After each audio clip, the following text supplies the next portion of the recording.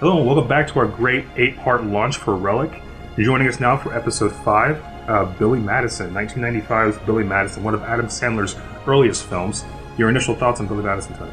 Well, I went in with kind of high expectations because it was one of those films that I was really, really fond of in like middle school, and even through high school, I liked it a lot. And it was absolutely a middle school cult classic. I remember that for certain. I remember you and I used to watch it a lot.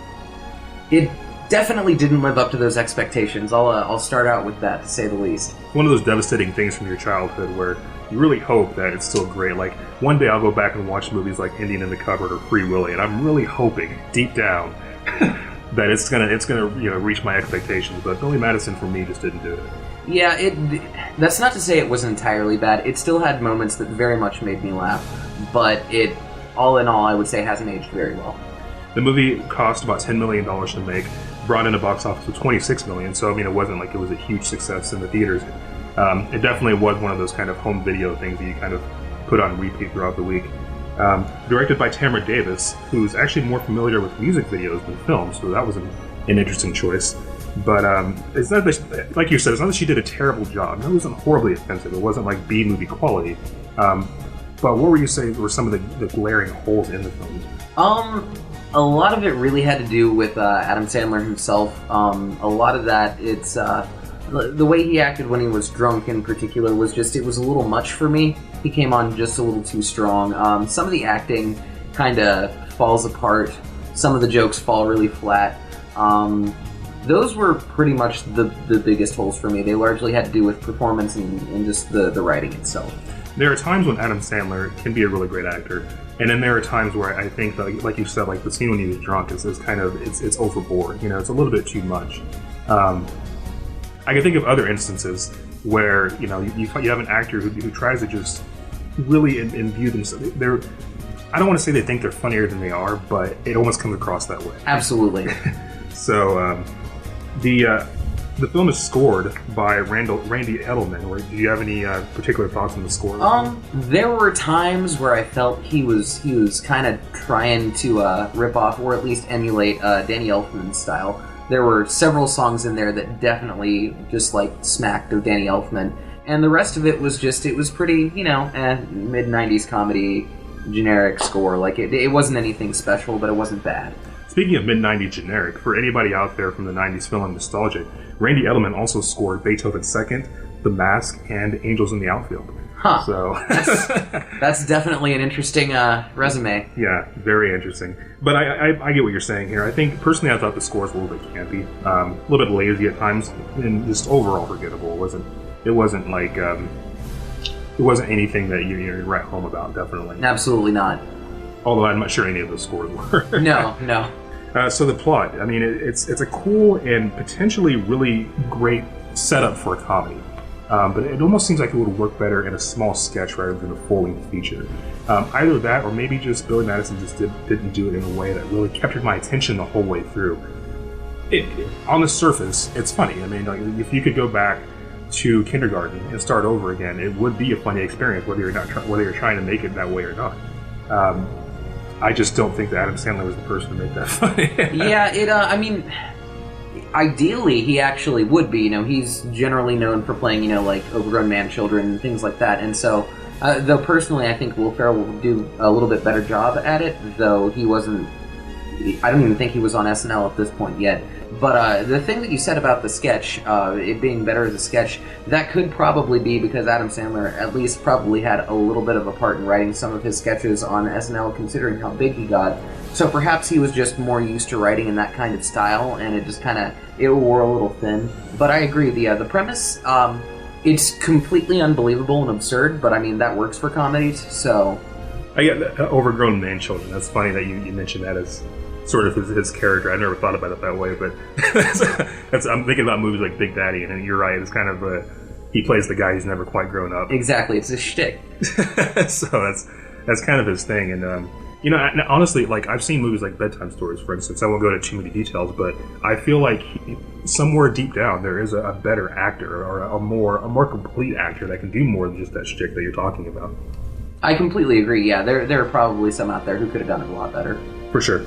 So Adam Sandler, of course, is Billy Madison in this film. He's joined in the cast by Bridget Wilson as Veronica Vaughn from Last Action Hero, and also Sonya Blade in Mortal Kombat. How did you feel about Miss Wilson? She was okay. She's not a particularly remarkable performance, but she did a passable job, and I mean, it's really all I can say about it. She just was completely unremarkable in every way. Right, unremarkable, but still, I would say the most consistent performer in the film, which is, I mean, that's not a good thing, because your most unremarkable performer is the most consistent thing you have going for it. Her chemistry with Adam Sandler, surprisingly, wasn't bad. I think, obviously you can find better chemistry on screen, but it wasn't horribly offensive. Absolutely, they played off each other well enough, and it worked. She was just very, very middling. Sure. We also have a couple of cameos in this film. Chris Farley as the bus driver. Brilliant. He was amazing as the bus driver. One of my favorite scenes. Absolutely. Both the scenes where he's on the bus and the scene where he's giving Billy the quiz. That was a fantastic reveal, and I still thought that was very funny. I miss Chris Farley every day. Me too. Also, a second cameo by Steve Buscemi, who I always enjoy seeing. He plays Danny McGrath, who's sort of like this guy with an agenda that's got a... He was, at least we're left to assume that he was bullied as a kid and during high school by Billy and likely others like them. And Billy, late in the film, calls him up to apologize for having bullied him. And after the call, he turns to his wall and he's got a list of people to kill. And he crosses Billy off of it. And then puts on lipstick for some reason, and it's a really funny scene, but it doesn't really explain too much, but it's funny enough, and I really enjoy that Farley and Buscemi made appearances because their scenes are the more memorable parts of the film, which is again not good because you want those cameo appearances to supplement what's going on, and remember Billy Madison overall is a great film, not just the appearances by those guys. Exactly. So the overall look of the film. I mean, you're going back to school. I mean, obviously you got kindergarten rooms that look like kindergarten rooms. The backyard party scenes were kind of cool. I mean, those were a pretty funny recurring theme with the clowns, the performers, and the villain of the story, so to speak, not very happy to be there. So those were interesting sets. Yeah, I think the backyard parties were well done. I mean, I know I would have loved to go to something like that as a kid, and seeing the interesting juxtaposition of Eric, the villain. Playing with kids, like there was a scene where he was playing like a three-legged race with children, and it was an interesting juxtaposition to say the least. So the acting and performance all the way throughout, I think the actor who plays Eric is probably the second most consistent performer behind Bridget Wilson to me. He does a really great job of playing the villain. Third up, honestly, for consistency, I would give it to the Penguin. Yeah, no, the Penguin he turned in a fantastic performance. Like, there were no faults there. He was definitely the best actor in the movie. I don't know where they found a penguin that big, but we may never know that penguin's name, but he did a fantastic job at Billy Madison. Exactly, and he was classy. He was smoking a cigar, drinking a margarita, he had the life. He was wearing a robe, too, wasn't he? I believe so, yeah. It was a very classy penguin, and he did a really great job. He definitely enjoyed his role. So, overall, though, I mean, like I said, I think Sandler is just very inconsistent with the role. I think he's done other work very similar to it, but even in those films like Waterboy, he was more consistent at it. Billy Madison just doesn't stand the test of time for me. No, absolutely not. His films, I wouldn't say they got great at any point, at least not like his typical comedies, but they definitely got better as time went on, and a lot of them have stood the test of time better. And then, of course, there were the serious movies that he did that he was actually excellent in, and I wish he would do more of, but, you can take what you can get.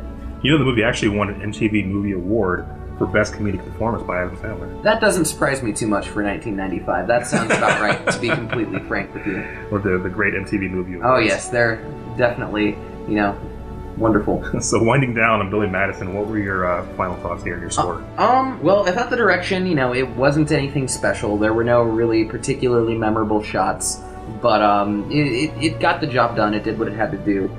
The acting was...